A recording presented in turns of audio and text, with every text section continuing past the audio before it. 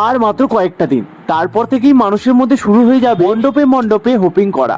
আমার মণ্ডপে মণ্ডপে হোপিং প্রথমা থেকে কেন, মহালয়া থেকেই শুরু হয়ে গেছে। তার জন্যই তো চলে এসেছি বালুরঘাট ছেড়ে 26 কিলোমিটার দূরে হিলিতে। কারণ দক্ষিণ দিনাজপুরের সেরা পুজোর মধ্যে হিলি হলো সবচেয়ে ভালো পুজো হয়। তাই আলোকসজ্জার মধ্যে দিয়ে আমরা পৌঁছে গেলাম থাইল্যান্ডের বৌদ্ধ মন্দিরে। এই না, বিপ্লবীর সঙ্গে। আসলে তারা এবার মণ্ডপ সজ্জা থাইল্যান্ডের বৌদ্ধ টেম্পল দিয়ে সাজিয়ে তুলেছে। হিলির বিপ্লবী সংঘ প্রত্যেক বছর দক্ষিণ দিনাজপুরের টপ 10-এর মধ্যে থাকে। তার জন্যই তো এত দূর থেকে ছুটে আসা হিলির বিপ্লবী সঙ্গে। কিন্তু সমস্যা দেয়, আমরা ওখানে যখন পৌঁছেছিলাম তখন বাজে রাত্রি 9টার সময় মণ্ডপ তালা লেগে গিয়েছিল। তার জন্য আমরা মণ্ডপটা দেখাতে পারলাম না বন্ধুরা।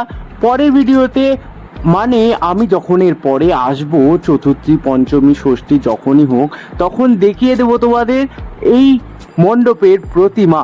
তো কেমন লাগছে বাইরে থেকে বৌদ্ধ টেম্পলটা এখনো পর্যন্ত যতটুকু হয়েছে অবশ্যই কমেন্ট বক্সে জানিও।